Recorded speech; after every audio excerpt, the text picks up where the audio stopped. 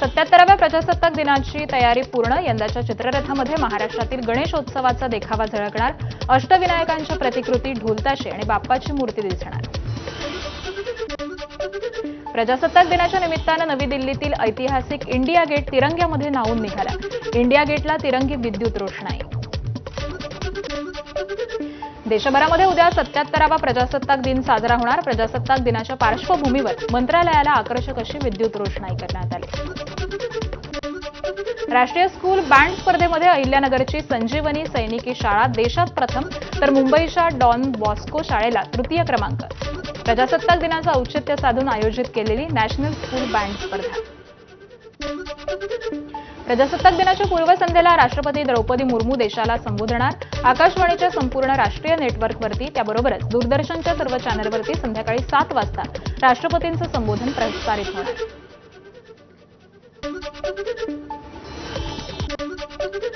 भारतीय निवडणूक आयोगात 16वा राष्ट्रीय मतदार दिन साजरा करणार. माझा भारत माझे मत अशी कार्यक्रमाची थीम. राष्ट्रपती द्रौपदी मुर्मू या कार्यक्रमाच्या अध्यक्षस्थानी.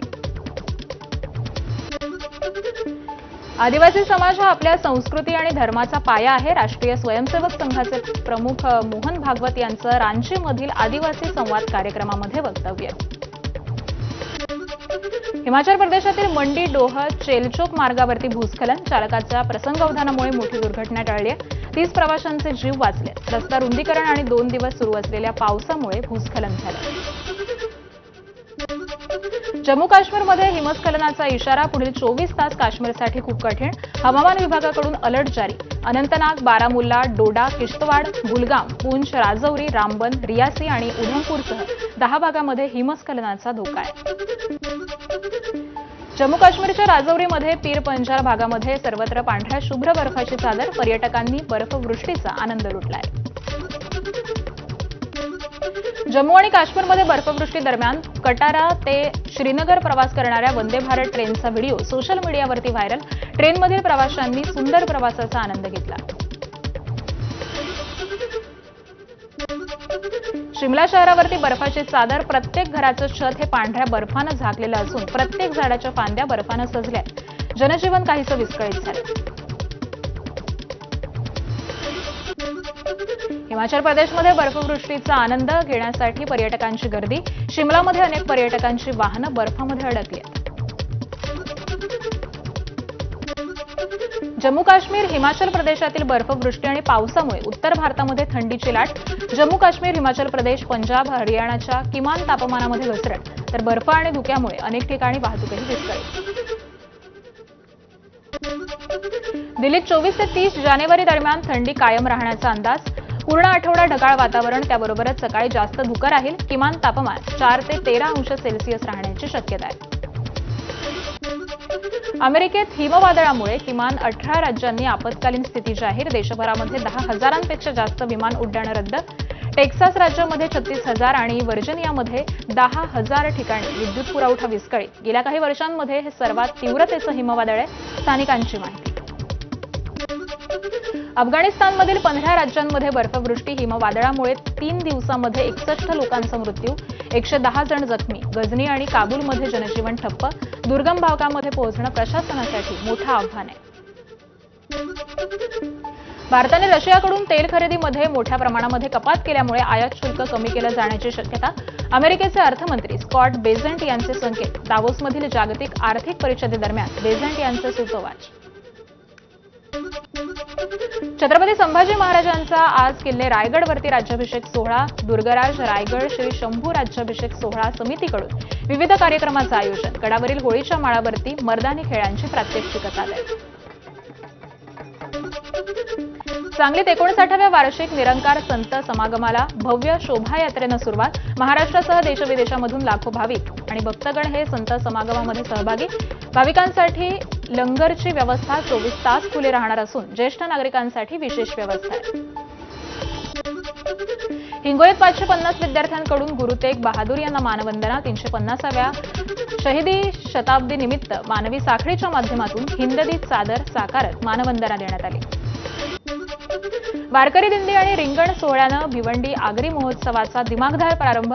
साई सेवक प्रतिष्ठानच्या वतीनं भिवंडी आगरी महोत्सवाचं आयोजन. आगरी समाजाची संस्कृती, रूढी आणि परंपरेच्या जतन आणि संवर्धनाचा उद्देश. मुंबईतील कांदिवलीचा महाराजा मागे गणेशोत्सव मंडळानं साकारला भव्य दिव्य राजमहालाचा देखावा. बाप्पाच्या दर्शनासाठी भाविकांची मोठी गर्दी. 28 जानेवारीला पारंपरिक वाद्यांच्या तालावरती मिरवणूक काढून गणरायाचं विसर्जन होणार.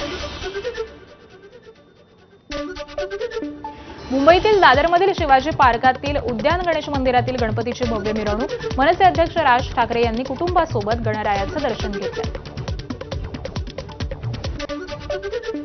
नागपूर पोलिसांकडून टायगर रन मॅरेथॉनचं आयोजन. 21, 10, 5 आणि 3 किलोमीटर अशा 4 श्रेणींमध्ये पार पडली marathon. Run from drugs, run for life असं मॅरेथॉनचं घोषवाक्य आहे.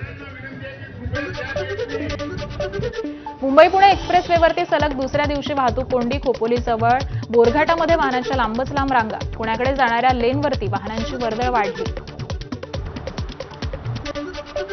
विदर्भ साहित्य संघाच्या निवडणुकीशी प्रत्यक्ष अप्रत्यक्ष संबंध नाही. केंद्रीय मंत्री नितीन गडकरी यांचे स्पष्टीकरण. निवडणूक प्रक्रियेमध्ये हस्तक्षेपाच्या बातम्यांमध्ये तथ्य नसून